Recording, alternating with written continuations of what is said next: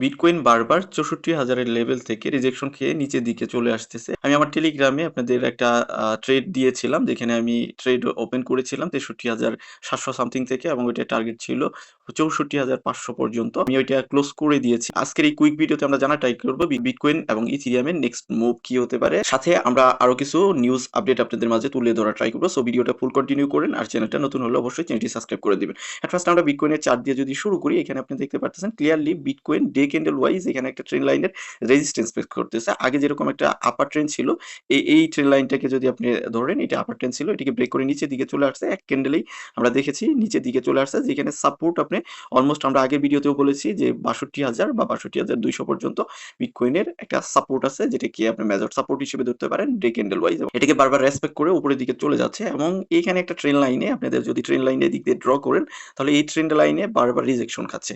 তো আমরা এই বিটকয়েনের যদি আমরা রেঞ্জ ধরা ট্রাই করি, সাপোর্ট যদি ধরি আমরা 4 আওয়ার ওয়াইজ যদি দেখি, তাহলে আমরা বেটার এখান থেকে সিনিয়রিটিটা পাবো।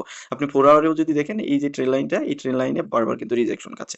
তো বিটকয়েনের যদি 4 আওয়ার ওয়াইজ আমরা সাপোর্ট দেখা ট্রাই করি, সেটা 63,500 যে সাপোর্টটা নরবরে একটা সাপোর্ট বলা চলে, এবং রেজিস্ট্যান্স অলরেডি ফেস করতেছে, যেটা 64,200 বা 500 পর্যন্ত আপনি ট্রেল করতে পারেন, যেখান থেকে বারবার রিজেকশন নিচের দিকে চলে আসতেছে। এবং ডে ক্যান্ডেল ওয়াইজ আমরা যদি এটাকে প্রেডিক্ট করা ট্রাই করি, ডে ক্যান্ডেল ওয়াইজ আপনি দেখতে পারতেছেন নিচে 63,500 তে একটা সাপোর্ট এখানে ক্রিয়েট করার ট্রাই করতেছে, যেটা রেজিস্ট্যান্স আপনি যদি ধরেন ডে ক্যান্ডেল ওয়াইজ যদি ব্রেকও করে, তাহলে উপরে 64,700 তে গিয়ে সেটা রিজেকশন খাওয়ার পসিবিলিটি আছে। তো এখানে দেখেন, আপনি যদি লক্ষ্য করেন, এই ট্রেল লাইনকে ফার্স্ট ব্রেক করতে হবে, এক ক্যান্ডেলে ব্রেক করলে হবে না।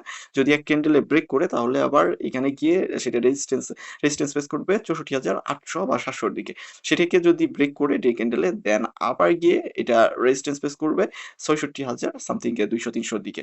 সো বিটকয়েনের অনেকগুলো রেজিস্ট্যান্স আছে, এই রেজিস্ট্যান্স গুলোকে ব্রেক করে দেন উপরের দিকে গেলে, তাহলে আমরা একটা বুলিশ মোমেন্টাম বিটকয়েনে দেখতে পারবো। তারপরেও এখানে ট্রেন লাইনের একটা রেজিস্ট্যান্স পাবে, দেন এখানে হরিজন্টাল একটা রেজিস্ট্যান্স পাবে। এই রেজিস্ট্যান্স গুলোকে যদি ব্রেক করে, তাহলে না আমরা বিটকয়েনে একটা ভালো একটা র্যালি দেখতে পারবো। ডে ক্যান্ডেল ওয়াইজ যে প্রেডিকশনটা দিলাম, সেটা হলো বিটকয়েন 63,500 তে একটা সাপোর্ট আছে 4 আওয়ারে, যেটা সাপোর্টটা নড়বড়ে, এবং ডে ক্যান্ডেল ওয়াইজ যদি আপনি সাপোর্ট ধরেন, সেটা 62,200 পর্যন্ত এটার সাপোর্ট, স্ট্রং সাপোর্ট এখানে আছে, যেখান থেকে বাউন্স ব্যাক বারবার করতেছে, এবং রেজিস্ট্যান্স ফেস করতেছে 64,200 থেকে 500 রেঞ্জে, এখান থেকে একটা রেজিস্ট্যান্স ফেস করতেছে। সাথে আপনি এখানে ট্রেন্ড লাইনের একটা রেজিস্ট্যান্স দেখতে পারতেছেন। গতকালকে আমরা কুইক একটা ডাম্প দেখেছি বিটকয়েনে, যেটা চলে গিয়েছিল 62,200-300 পর্যন্ত। এখানে কিছু কারণ আছে। সাইকো স্ট্র্যাটেজি প্রায় 1600 প্লাস বিটকয়েন সেল করেছে। সাথে কোল্ডকার্ড ওয়ালেটে প্রায় 1500 প্লাস বিটকয়েন হ্যাক হয়ে গেছে। আরো নিউজ আসতেছে যে আরো বিটকয়েন হয়তো হ্যাক হতে পারে। সেগুলো নিউজের জন্য প্যানিক এখানে সিচুয়েশন ক্রিয়েট হয়েছে। তার জন্য কুইক আমরা একটা ডাম্প দেখতে পেরেছি। এটা ম্যানিপুলেশনও, আমি বলেছি যে এখানে একটা ম্যানিপুলেশন কিন্তু হচ্ছে। আমার টেলিগ্রামে যদি আপনি থেকে থাকেন, তাহলে অবশ্যই এগুলো সম্পর্কে আপনি ধারণা পেয়ে গেছেন। তো আর যদি না থেকে থাকেন, তাহলে আপনি অবশ্যই জয়েন হতে পারেন। সাথে আমরা যদি ইটিএফ ডেটা দেখি, এখানে দেখেন গতকালকে ডেটা অনুসারে বিটকয়েনে প্রায় 170 মিলিয়নের মতো এখানে ইনফ্লো হয়েছে। ইথেরিয়ামে 11 মিলিয়ন সামথিং এর মতো আউটফ্লো হয়েছে।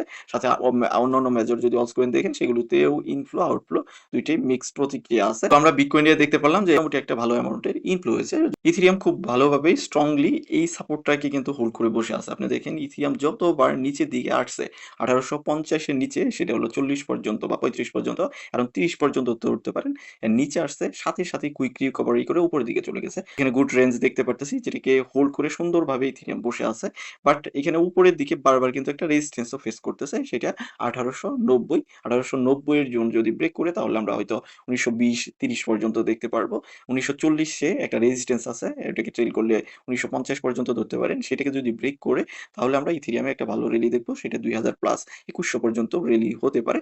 কিন্তু ওই 2000 এর জোনের উপরে, সেটা 2100 পর্যন্ত, ওইখানে একটা রেজিস্ট্যান্স ইথেরিয়াম ফেস করার পসিবিলিটি বেশি। কারণ আপনি যদি উইকলি ক্যান্ডেল ওয়াইজ দেখেন, যে এখানে একটা ইথেরিয়ামের রেজিস্ট্যান্স আছে, আগে যে ডাম্প আছে সেটার যদি রেজিস্ট্যান্স ওইখানে সাপোর্ট দেখেন, ওইটা এখন কিন্তু রেজিস্ট্যান্সে পরিণত হয়ে গেছে। সো ওইখানে একটা রেজিস্ট্যান্স ইথেরিয়াম ফেস করবে।